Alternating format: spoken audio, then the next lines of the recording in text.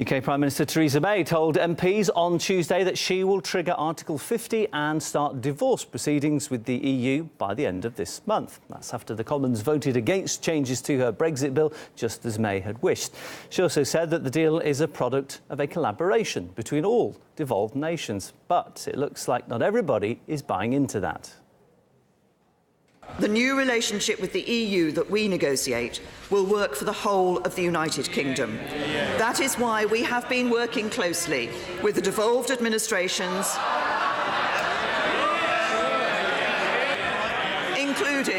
including the Scottish Government, listening to their proposals and recognising the many areas... Well, that was after Scotland's First Minister confirmed that she would be seeking another independence referendum, and we'll discuss this in the Scottish Parliament next week. And that's not the end. For the referendum to be held, the Scots needs to receive approval from Westminster. Well, let's just recall now how Scotland previously sought independence. To bring our country together.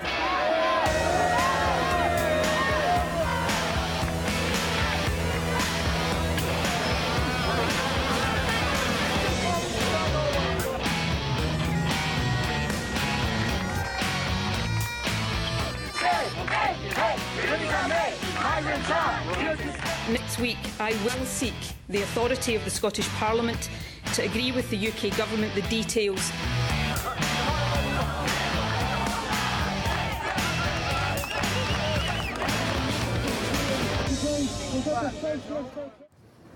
Well, Nicola Sturgeon's calls for a new referendum have received some support in Wales and Northern Ireland too. Northern Ireland's largest Irish nationalist party, Sinn Fein, now says that the nation should hold an independence referendum as soon as possible, as she views Brexit as being a disaster. Let's now discuss these latest calls for a referendum. Joining me live, Matt Carthy, Sinn Féin MEP, and Tom Elliott, who's an MP for the Ulster Unionist Party. Welcome to you both, gentlemen. If I could come to you first, Matt, it's your party that's calling for a referendum. Is this because genuinely you want independence, or is it because you're looking for a greater voice in the Brexit talks? No, absolutely. We want to see United Ireland, and to be honest about it, we didn't need the result of Brexit to confirm to us that United Ireland is the best way economically, politically and socially for our country to move forward. But the truth of the matter is that the Brexit result has made it quite evident that lots of other people are now willing to have that conversation. People who, up until this point, either would have been hostile to the very conversation around Irish unity, or who at very least would have been ambivalent. So I think it's important to put in context, for decades, in fact, Irish Republicans have been told by the great and the good in Westminster, even in Dublin and including the European institutions, that there could be no constitutional change to the status of the North of Ireland unless and until the majority of the people of the North decided otherwise. But yet that's exactly what the British government are proposing to now enforce, because the people of the North last year, during the Brexit referendum, voted emphatically to remain part of the European Union. They did so because, notwithstanding their own concerns around that, but they did so because they know that the prospect of a very small island country of just over 6.5 million people having one part operating inside the EU and another part of the country operating outside is simply incomprehensible, and that the damage will be so intense and so large that they decided to vote to remain part of the European Union. And what we're saying now to the British government is, we played by your rules, and now it's your responsibility to adhere by those rules by ensuring that there can be no change to the status of the North of Ireland that has been declared, so that the people of the North should remain part of the European Union. Now, it's quite clear that the easiest way for that to happen is through Irish reunification, and absolutely we think that the time is now opportune to let the people decide. I'm sorry to interrupt you. I just want to come over to Tom now and get his take on this. I just want to say, Tom, is Brexit a disaster for Northern Ireland? Would Northern Ireland be better off going it alone? What's your take? Well, I think many people within Northern Ireland will actually see opportunities. Many businesses will see opportunities because they see that they can have a business in Northern Ireland which will be part of the United Kingdom, and they can also have part of their business in the Republic of Ireland which will be part of the European Union. So they will have the best of both worlds. So many businesses within the community of Northern Ireland see this as a huge advantage and a huge positive aspect. Obviously Sinn Féin, It's no surprise that they're looking for a united Ireland again. That's what they've looked for for generations now, and you know, it's not that many years ago since their president Gerry Adams said they would have a united Ireland by 1916, and that hasn't happened, and it's not going to happen. The reality of it is that if it wasn't for the UK economy, then the Irish economy would have been gone long ago. In fact, over the last number of years, the UK has propped up the Irish economy by the tune of £20 billion sterling. Now, that couldn't happen anywhere else, and the Irish just couldn't sustain that on their own, so they're not even self-sufficient as it is. Just coming back to you, Matt, what happens if you do get what you want? Because I know it's not that recent, but September 2016, the most recent Maury poll suggested only 22% of people want a united Ireland. What if you get your referendum, you get your independence, but you don't get your united Ireland? Will you not be just cast adrift all on your own there? Can you survive?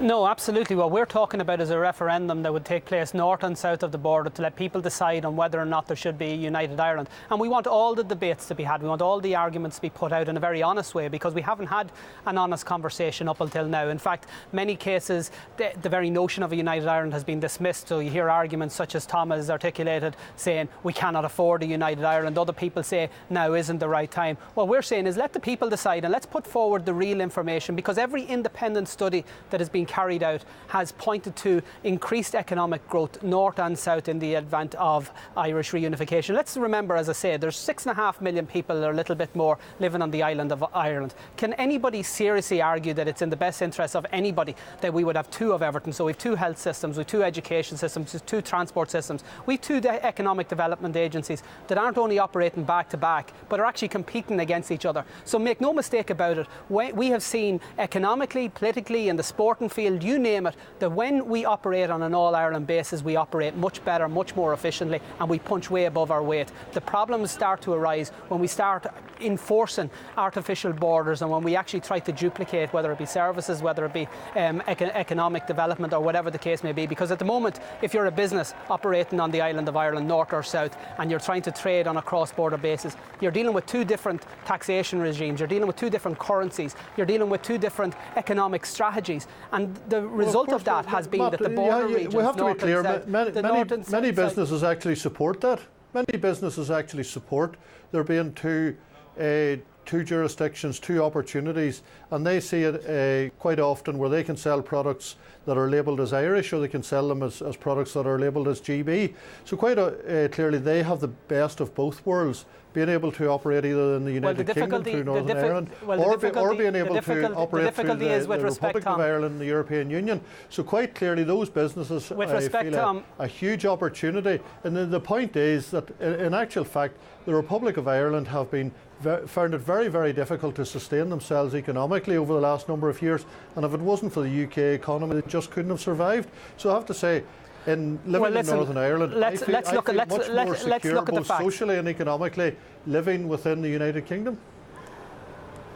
Well, listen, let's look at the facts. On every barometer in terms of economic development, the actual south has progressed greater than the north. And the reason is because the north has been shackled to an economic strategy that's been led by Britain. And British government, and we've seen this quite evidently in the aftermath of Brexit, will always operate on what's in its best interest. So when you have a storming parliament that's operating under the jurisdiction of a Westminster Parliament, it will always play second fiddle, and it will always pay the economic price. But listen, Tom, if you have a different opinion to me, then you're quite entitled to that. What we're saying is let everybody express their opinion. Let's have an open and frank debate that leads into a referendum, and lets the people north and south decide, because it's in my view that absolutely, economically, politically and socially, Ireland is better off as a united country. You have a different view to me. Let's put it to the people. Let's have that debate, and let's see where the cards lie, because it's my firm belief that the potential of Ireland has been stunted, and this is including County Fermanagh as much as it is County Monaghan. We have been stunted. Can I say, Matt, that it has been stunted for years. The Northern Ireland economy has been stunted for many years because people in the IRA, some of your comrades, some of your party representatives in Sinn Fein actually were members of the IRA who murdered people in Northern Ireland, who blew it up, who actually stunted the economic growth of Northern Ireland by their disastrous acts of carrying out terrorism and murdering Irish citizens, whether that was in Northern Ireland or the Republic of Ireland. They carried out a campaign of genocide against a minority of people within the province of Northern Ireland and indeed in the Republic of Ireland. And they were absolutely, they were quite clear in what they wanted to do. They wanted to achieve a united Ireland by violence, by terrorism, by murder, by mayhem, by the bombing of our community, by the bombing of our businesses, by the bombing of our tourist attractions. Tom, I don't want us to go too deep into the history of Ireland, or we'll be here all night if we go down that road. You can live in the past. What I want to talk about here, Niall. Matt, go on. You go ahead. I think you're right. We don't want to go too deep into the history here. You have your say. I was a teenager when the Good Friday Agreement was signed.